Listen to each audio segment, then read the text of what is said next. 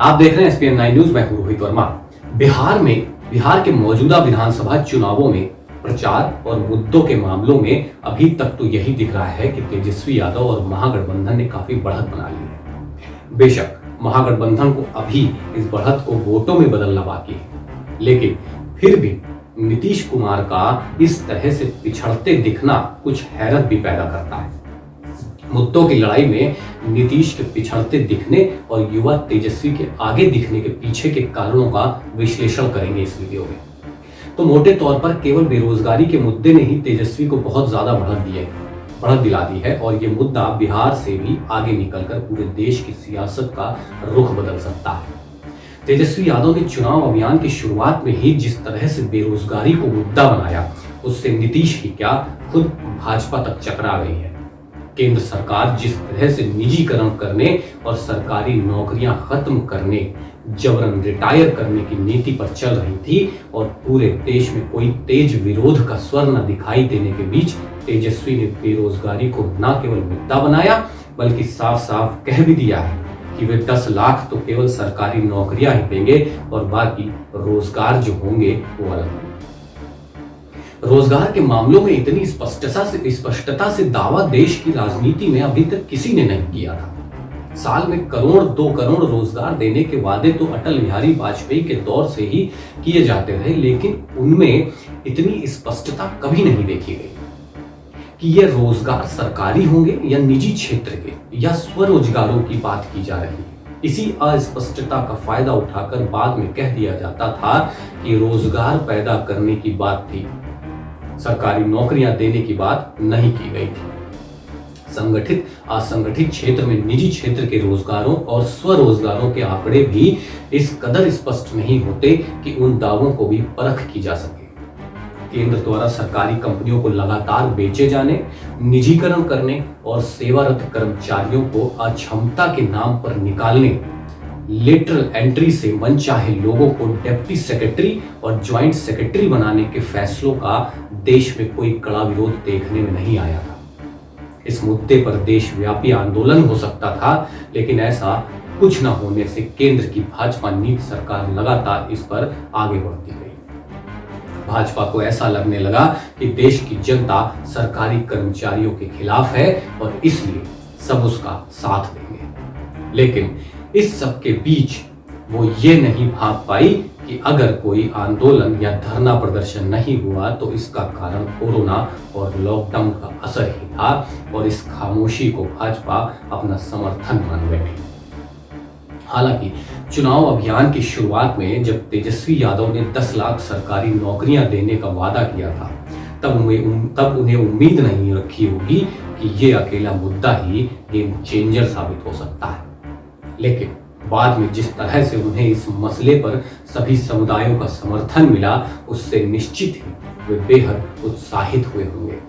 यही कारण रहा है कि तेजस्वी ने फिर हर जनसभा और साक्षात्कार में 10 लाख सरकारी नौकरियों के वादे को बार बार दोहराकर जन जन तक पहुंचा दिया है। इस जन समर्थन को देखते ही तेजस्वी ने अपने वादे में बेरोजगारों को नौकरी नहीं तो बेरोजगारी भत्ते को भी शामिल कर लिया और नौकरियों के लिए परीक्षा शुल्क में छूट का वादा भी कर दिया है।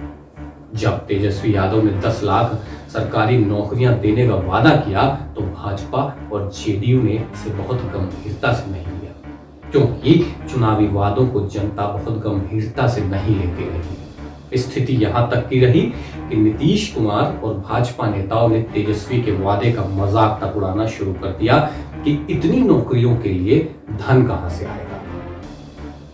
एनडीए कहना चाह रहा था कि ये 10 लाख सरकारी नौकरियों का वादा अविश्वसनीय और अतिरंजना से भरपूर है और एक अनुभवहीन नेता के रूप में तेजस्वी को सरकारी खर्च के बारे में जानकारी ही नहीं है। उधर तेजस्वी ने अपने वादे में और ज्यादा स्पष्टता लाने का सिलसिला जारी रखा। उन्होंने ये भी कह दिया कि पहली ही कैबिनेट मीटिंग में 10 लाख सरकारी नौकरियों का वादा पूरा किया जाएगा।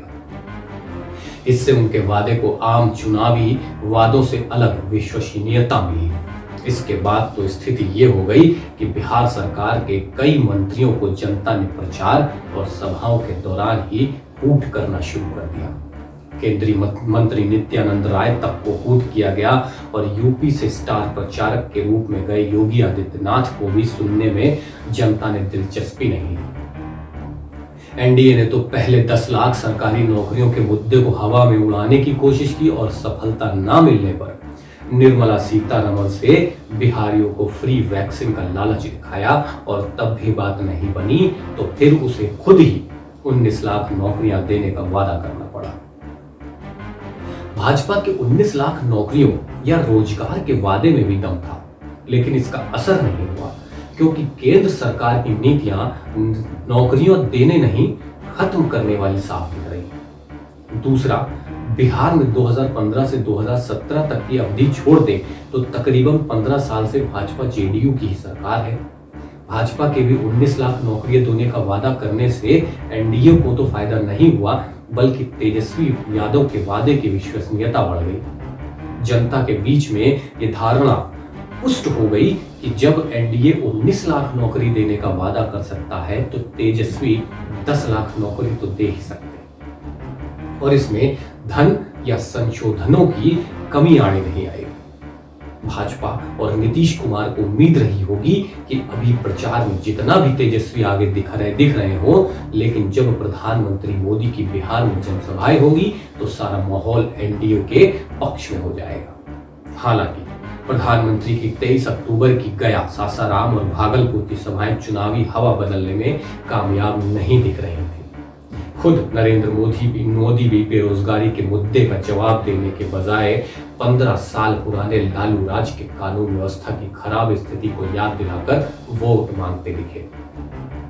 बिहार में चुनावों में तो बेरोजगारी अहम मुद्दा बन चुका है, लेकिन अब ऐसा भी लग रहा है कि अगर परिणाम भाजपा के खिलाफ गए तो ये मुद्दा विकराल रूप लेकर अन्य राज्यों और पूरे देश में भी फैल सकता है। बिहार के बाद पश्चिम बंगाल में भी चुनाव होने हैं, जहां भाजपा हर हाल में अपना परचम लहराना चाहती है, लेकिन अगर रोजगार और निजीकरण के मुद्दे पर आक्रोश गैर भाजपा दलों ने सही तरह से भुनाना सीख लिया तो निश्चित ही भाजपा के विजय रथ पर लगाम लग सकती है। ऐसी स्थिति में केंद्र में मजबूती से जमी और अन्य राज्यों में किसी न किसी तरह से फैलती जा रही भाजपा के लिए यह बहुत खतरनाक स्थिति हो सकती है। अगर आपको ये वीडियो पसंद आया है तो इसे लाइक करें और कमेंट करके हमें जरूर बताएं। नमस्कार।